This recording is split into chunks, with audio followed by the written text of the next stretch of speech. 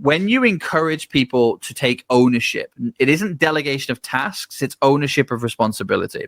So I am not saying to my team, I want you to do this and it has to be done this way. I'm telling them the task and telling them the outcome that I want and allowing them to design the roadmap to get there. Great call. And because they're taking ownership of it, they are getting win after win after win because it's the shorter stuff. Phil Pelluccia, Billionaires and Boxers. Great name, by the way.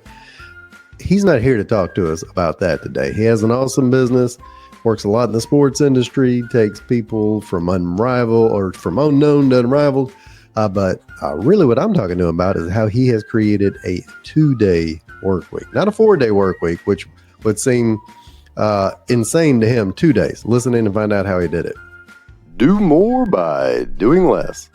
With me, Charles Alexander, for small business owners, startups, and busy folks. How did you get to a position where you're working the obscenely small amount of hours you are and is still highly successful? Purely accidentally, I think is probably the honest answer. I'd love to say that it was something deliberate, but it wasn't. So I fell sick in 2020. I caught COVID pretty early on in March. And by April, I was on a ventilator. I was on a ventilator for 6 months, nearly died. Out of, according to my doctor in the UK, because I was in the UK at the time, out of the 270 something people that had COVID in the same way that I did, there's a survival rate of 1. That's you. I'm the only one still here. And I did actually deal with a little bit of survivor's guilt with that for a little while. Made me feel very awful, especially you turn on the TV and it's the latest stat of how many people have died that day. And yeah, it was pretty shocking. But the point was, prior to that, I was a self-confessed workaholic, and quite proud of the fact, actually. I kind of wore it as like a badge of honor, how much I worked and how hard I worked. So I was working 10 to 12-hour days minimum, 6 days a week. I had 2 businesses. Things were going really well. I was definitely living that grind set, right? The hustle and grind mindset. And that was my focus. And then when I fell sick, number one, there was no work while I was ill, obviously. So the business was kind of unattended for almost 8 to 12 months without any involvement from me at all. When I came back, it was you might have to bleep this out. It was a shit show. It was a real mess. I mean, what do you think happens when you take the owner of an owner-operated business out of the business for 12 months, right? I mean, in most cases, it wouldn't be there. So I guess that gives you some credit that it was still around. It barely. I mean, it was hanging on for dear life. It was still making a profit, but not much. And we racked up a load of debt for different things, even like paying salaries and stuff during the when I was away. And I was trying to fix it, but the problem is I couldn't fix it in the way that I'd fixed it before, because my usual mindset would just be 6 days a week, 12 hours a day, like push. Yeah. And my body didn't have the energy for that, nor did I have the brain capacity for that. I actually tried to work 3 days my first week back, and I put myself back in hospital. So I needed another 2 weeks off to recover. So actually, it became a case of trying to figure out what I could do rather than what I wanted to do. And the answer at the time was 2 days. I could do 2 days provided there was at least 1 day in between. So Tuesdays and Thursdays became my work days. Wednesdays, I would just sleep. Just to be able to have enough energy to be able to do that. And even sometimes Thursdays, by Thursday lunchtime, I was still pretty tired. Yeah. So it's pretty tough going. However, one of the amazing things that happened from this was it forced me to ask myself different questions. So instead of asking, okay, how do I generate more revenue? And the answer would be work more hours. Sure. I had to start asking myself questions like, I want to generate the same or more revenue that we've done before, having the same or more amount of impact that we've had before. But I now need to figure out a way of doing that 2 days a week instead of 6. What does that look like? And asking very different questions comes up with very different answers and very different responses. I'll give you an example. A friend of mine and a good mentor of mine gave me a quote, almost like a mantra many years ago. And he said, do the closest thing to money. What's the quickest thing to money? What's the quickest route to money? What does that mean? So what he's essentially saying is too many business owners get stuck in the minutia of, I'm going to go fix my website, or I'm going to go mess around with my font, or I'm going to go and create content for the sake of creating content. And it's always a nice thing to come back to. Is what you're doing getting you close to money? Because if it isn't, Why are you doing it? Your role as a business is to earn. It's to help people, and in return for helping people, you earn money. So if the actions that you're currently taking are nice to haves, but they're not actually getting you close to money because you're just messing about with font and you can't see the direct way of getting you. You're watching a 2-hour YouTube video on how to integrate this piece of software that you don't really need. Sure. It's like you're being a busy idiot. You're convincing yourself that you're doing something useful, but actually you're just wasting time. Now, that mantra for me actually changed after I fell sick, and it went from being what is the quickest route to money to what is the easiest route to money. Gotcha. And whilst it's only a minor change, the difference in outcome is astronomical, because almost always what is the quickest route to money is work harder, work more hours, do more work, right? But what is the easiest route to money is rarely work more hours. It's usually who can I collaborate with? It's the who, not how, right? It's who can I give this to? Who can do this bit so I can do this bit?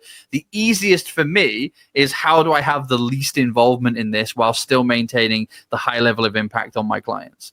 And that hasn't just changed how I operate my business. It's also changed how I work with my clients, both in the sports brand and in the coaching and consulting brand, because I've realized that actually what people really want from me, I didn't realize was what they wanted. What they want from me is to get them to their destination as quick as humanly possible with the least amount of time and effort involvement from them.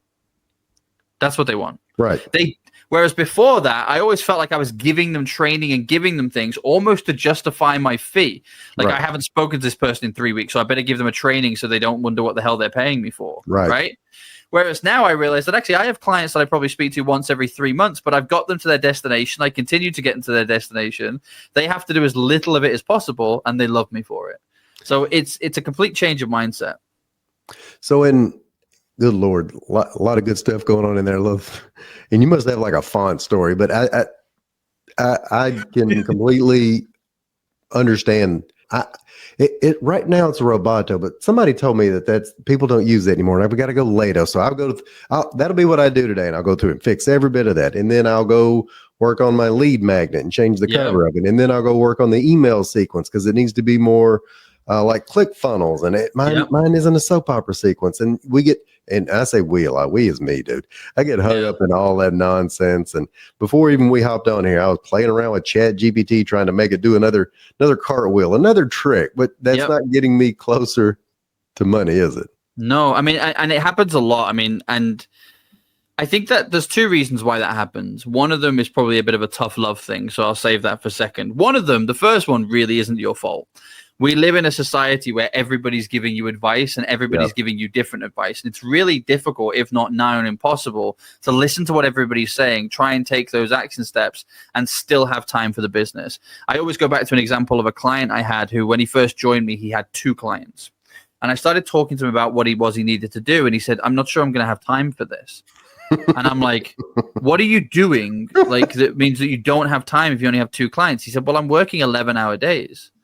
I'm like, you're working for 2 clients, 11 hours? He's like, no. Their work probably takes like 3 hours a week. And I'm like, now I'm even more confused. What are you spending 11 hours a day doing? And he said, well, somebody told me the way to be successful is to create 5 unique pieces of content per social media platform that I have. So I spend all of my time designing content. I said, how long have you been doing that for? And he said, 6 months. I said, how much business has it won you? He said, none. I said, right, do you think we should stop doing that then? Because that seems like a massive waste of time for me. But this is what happens. People get stuck in that. And then I think the one thing that is a little bit of tough love, and I think most entrepreneurs need to hear it, whether we like it or not, is that just because we're convincing ourselves and possibly our spouse and those people around us that we're busy doesn't mean we're productive. Good call. There are a lot of times that people are like, I'm busy working, and actually you're scrolling through LinkedIn timeline. You're not busy. Right? You're doom scrolling, or you're checking your emails again for the 50th time this day in the hope that something interesting is going to land in there, or you're looking for a fire to fight. It's like, let's be really honest. Most of us in business know that the reality is the more of the right people we speak to, the more of the right things are going to happen. So if what you're busy doing is speaking to prospective clients and partners, good for you. Go for it. Be as busy as you want with that. Just make sure you give yourself time for rest. But if you're not that busy on the phone and yet you're still not giving yourself time to rest, and you're busy doing the font, the email scheme, the moving stuff around, the checking your LinkedIn, if that's what you're doing, you're just trying to be productive for the sake of being productive. And actually, the reality is you're being counterproductive. This is not helpful for you or your business in the slightest. So every day, you've got to be taking that action that is either resting and recovering so you recharge your batteries ready for game day, or when game day comes, you better believe that you're on that field to score goals. So if your aim is not to be getting the ball and scoring goals, what the hell are you on the field for? I bet everything you do is a sports analogy, isn't it? Just 100%, 100%, man. I can't. It's the way my brain is wired. In fact, if you open it up, it's just a giant soccer ball in here. So look, if you're talking to somebody that's trying to identify what they're supposed to do on game day, and they have been wired, as you said, not necessarily their fault, because everybody out there is telling them content and DM and network and blah, blah, blah, blah, blah.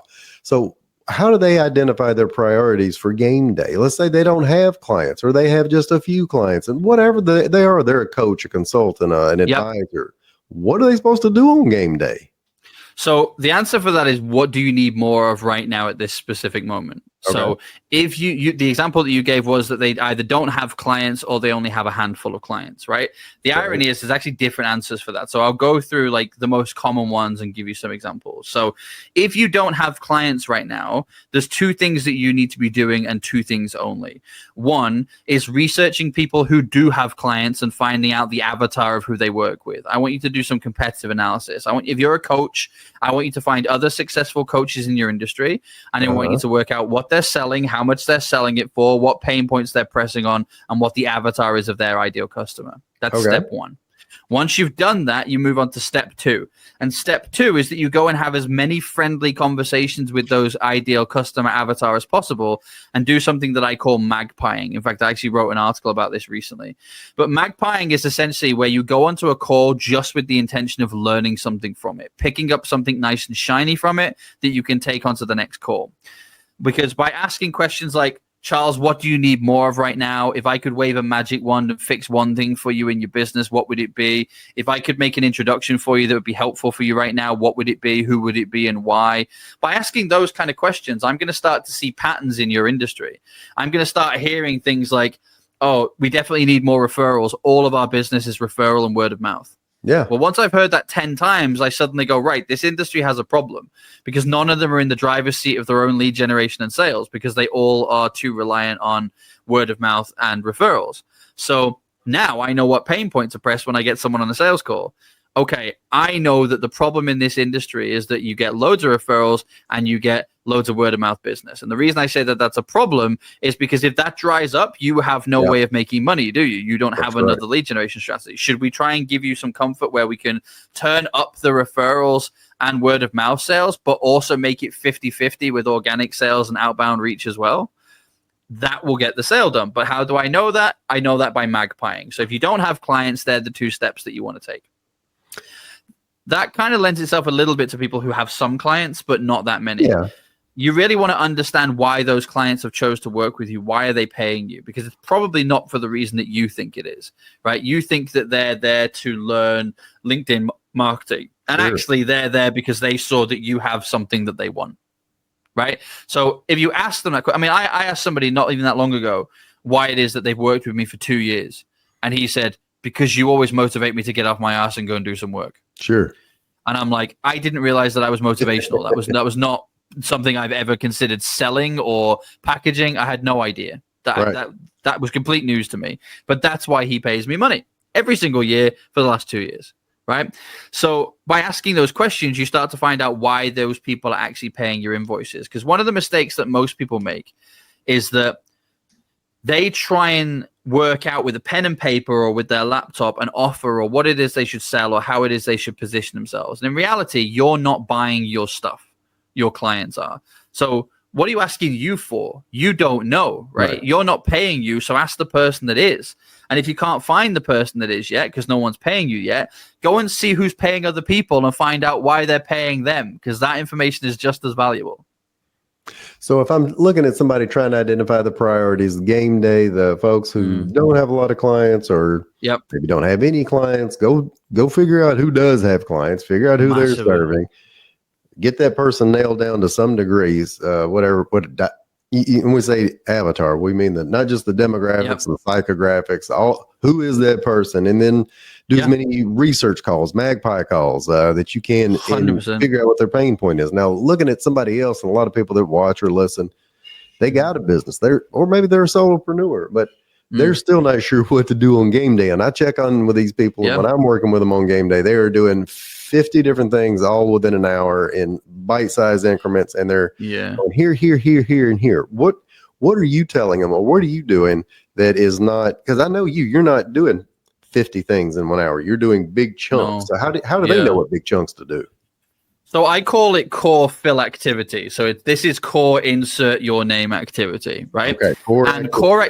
Core activity can be defined as what is the one thing in your business that you can do that nobody else can, right? So that's a great one. Yeah. And that will change for different people. Like different people are like, I'm a developer. Nobody can develop the way that I can. And I can't sell. And I hate the fact that I'm having to go on sales calls and go and do this. So one, hire someone to do that for you. If budget isn't there, because that's usually the rebuttal I get is I can't afford to hire someone right now. Okay, well, I made my first $1 million through partnerships where no money was exchanged other than what we shared at the end of the profit and the revenue share. So I would find someone who, I'll give you a great example of a business partner I'm working with now. He's an AI developer. He hates people. Like, I don't even understand how he talks to me. Like, genuinely, he detests people. Sure. I love people. Right. He loves building bespoke solutions and systems. I can't build anything. I'm not even good at Lego, right, as I discovered recently, right? However, I'm really good with people, and I'm an emergent thinker, and I connect the dots, and I like seeing problems. So we tag team together. No money was exchanged. He hasn't hired me. I haven't hired him. What we do is we both do outbound lead generation together. All the calls get funneled towards me.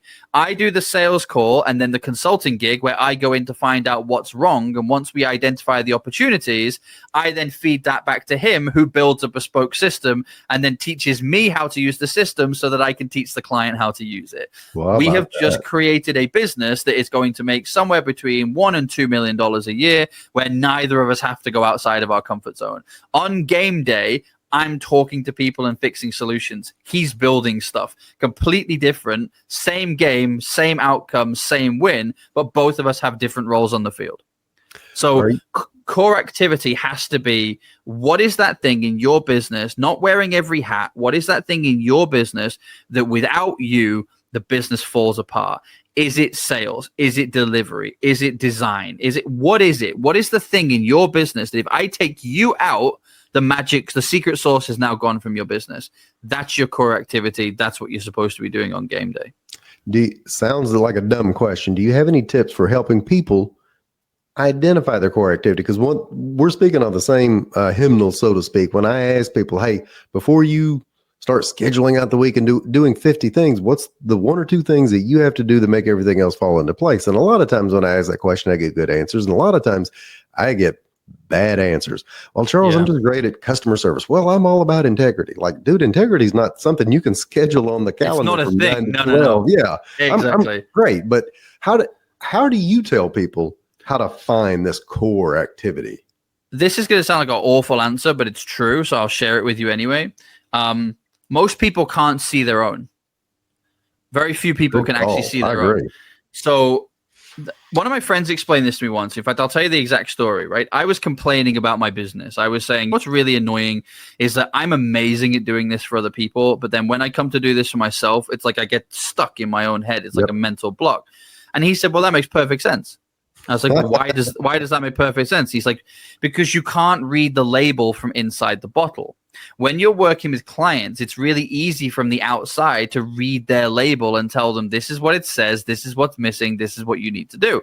But you're inside your own bottle. So you're never, ever going to be able to read your own label. So you're constantly second guessing what it is that you're supposed to be doing next. That's why every coach and consultant needs at least one coach or consultant, because you need somebody else on the outside. So this can actually be a spouse. It can be a friend. It can be a loved one. It can be a business partner. It can be an acquaintance. It can be pretty much anybody. But you want to start by doing this task. You get a pen and paper. I'm old school. Get a pen and paper.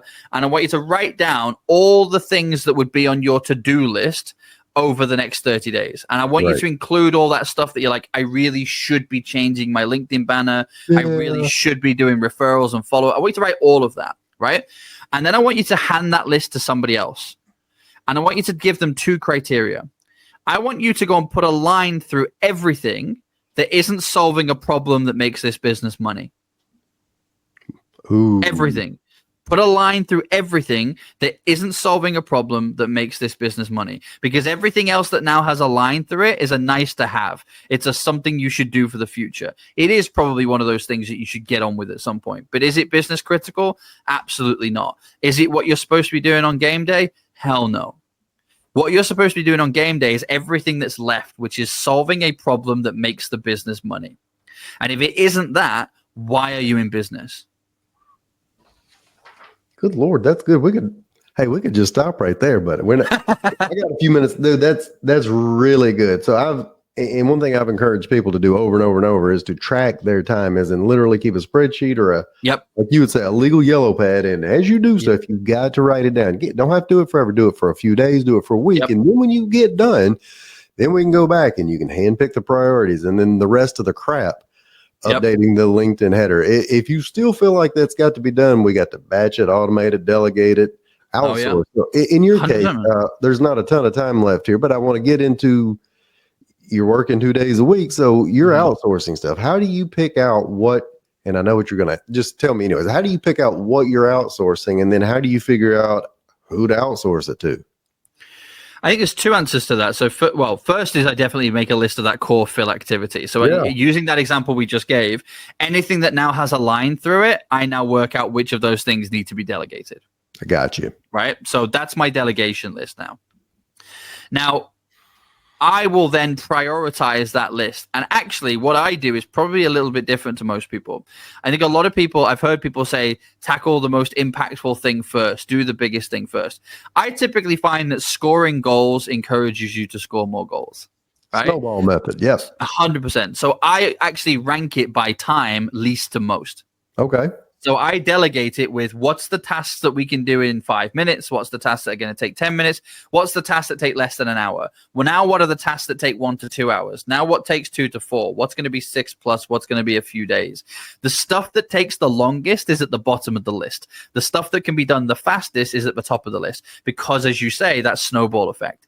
I'm focusing on my core activity. I'm delegating to my team and sometimes to contractors with things that they can get quick wins with straight away. And what you often find with that is as that snowball picks up speed, it gathers momentum and it starts flying because they are delighted that they're getting wins. I did this thing. It took me 15 minutes. I crushed it. What's next? Rather than, hey, start with this task that's going to take 2 to 3 weeks and it's going to suck the soul out of you. Like, that's not good. Like, you want them on fire by the time they get to that point. And I'll teach you another little trick that I've definitely found. Yes. When you encourage people to take ownership, it isn't delegation of tasks, it's ownership of responsibility. So I am not saying to my team, I want you to do this and it has to be done this way. I'm telling them the task and telling them the outcome that I want and allowing them to design the roadmap to get there. Great call. And because they're taking ownership of it, they are getting win after win after win because it's the shorter stuff. So by the time they get to the big exercises and the thing that actually requires time, their brains are on fire. They're sharp and they're thinking of clever ways to do this. Can we do this faster? Can we build an AI tool that once we build it once, it's going to take us double the amount of time to build the tool, but then we never have to do this again because it's going to really bring, like we did that with our reports. We have reports that take anywhere between 6 to 12 hours to create for a client. We've just been through a big exercise that's taken a month to build AI tools that mean that we can now bash those reports out inside 15 minutes. Wow. That wasn't my idea. That was my team who said, I think we can do it this way. Let's figure out how to do it. So I've given them ownership. So whilst I am focused on my position on the field and my core activity, and my job is to score goals, so I'm just perfecting scoring goals, I have other teammates who are busy perfecting being the goalkeeper, being the defender, being the winger, being the midfielder. Why? Because I've given them ownership. I haven't said, your job, Charles, is to get that ball and give it to me in this exact way. I've said to you, Charles, I want to be making a run into the box in that direction. If you could get me that ball in whatever way you see fit, I'll be happy. So they can then get creative and figure out the best way of doing that. And that's how you get the best out of people. Absolutely. Dude, great. Yeah, that All great stuff.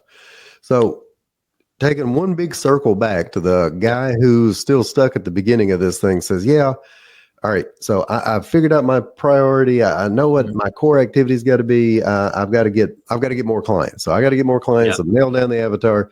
How do you tell him to go out and get the magpie and the research calls? What does that look like? He just pick up the phone and start calling people randomly, or how does he work that in? Good question. Depends on your personality type. I know people who do genuinely just pick up the phone and start ringing people. I think for the most part, most people will feel comfortable.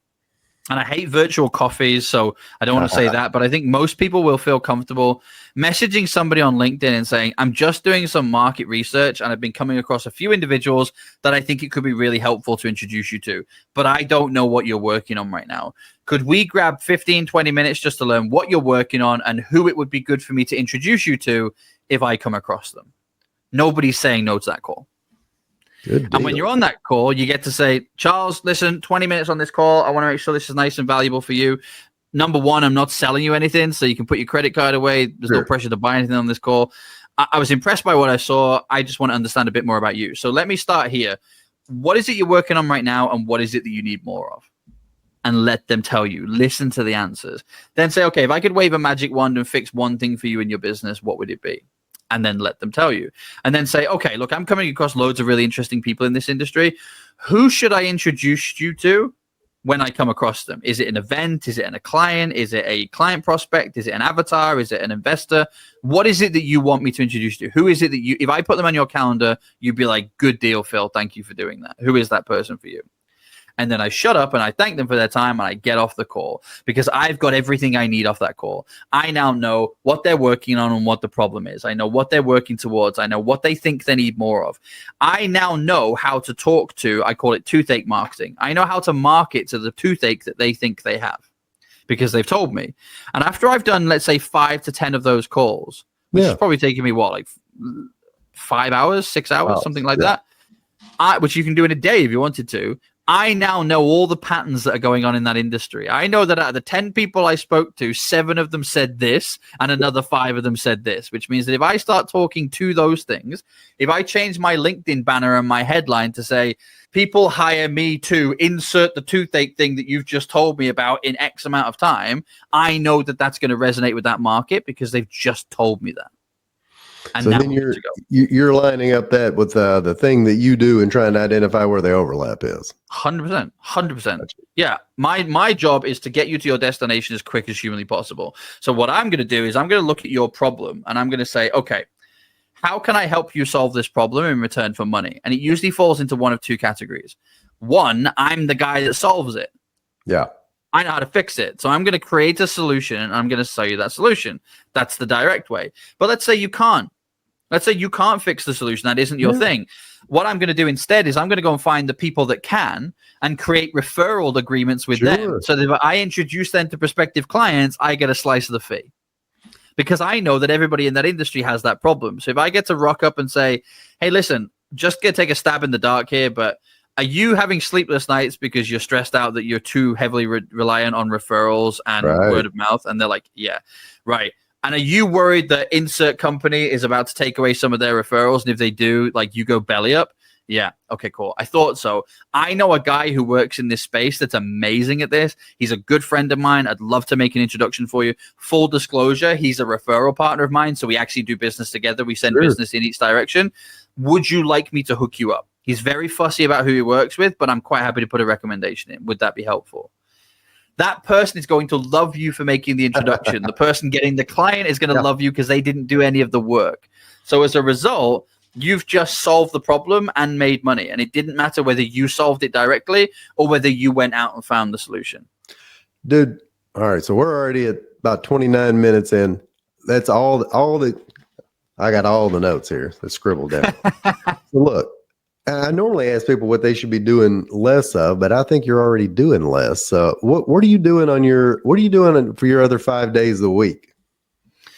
So I treat my business career like I treated my sports career. So I have a massage therapist that comes to the house twice a week because I work on recuperation and rest. I like reading. My wife and I are both obsessed with crime documentaries. So if you ever want anybody murdered, let me know. I think we'd be pretty good at it at this point. Yeah, no, I understand. I have a wife that's in the same boat. I'm worried. So we really enjoy that. I think we find them quite fascinating. So we do a lot of that. And to be honest, so I'm about to add a third day into working at the moment because I've actually just launched 2 new businesses. So for the next 3-4 months, I'm actually giving it an additional day a week to get that business where it needs to be. But I've actually already started by hiring the CEO of that business. So my job is to grow the business with them in situ. And then in the next 2 to 3 months, I'll take a step back again. Dude, good for you.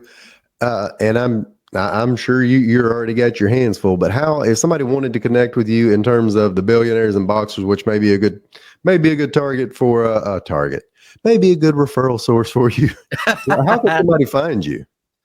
So LinkedIn's probably the best bet. We have a lot of different websites, and we've got billionairesinboxerstv.com, which you can go and check out any of our content. But LinkedIn's usually a good bet. I'm not difficult to find. I have quite an unusual surname. You're welcome to come and talk to us about joining us on our TV network or our shows. We've got 63 different shows on our network, so there's always lots of visibility, lots of great content being created. But LinkedIn's a good place because, truth be told, it's the only platform I actually still have anything to do with personally because I like LinkedIn. I enjoy it. So the chances are, if you're not speaking to me, you're not too far away from speaking to me. I'll see what's going on. So if you drop us a message, we'll definitely put you in the right direction. Phil, brother, I appreciate it. I'm going to let you get out of here, and you have a great day. Thank you so much, brother. You too. If you're an entrepreneur, solopreneur, advisor, agent, or freelancer, listen up. You'd rather do what you love, spend more time with family, friends, traveling, exercise, sleep. Have the time to do what you want instead of putting out fires, fighting never-ending to-do lists, checking email at 9 p.m., then go to yourcharlesalexander.com. I've created the toolkit you need with all the bells and whistles to help you streamline your workflow without sacrificing your income. Just go to yourcharlesalexander.com, scroll to the bottom, grab the exclusive toolkit, and start seeing results right away and take the first step toward a more balanced work life. And as always, if you don't, an angel may actually lose its wings. True story. Have a great day.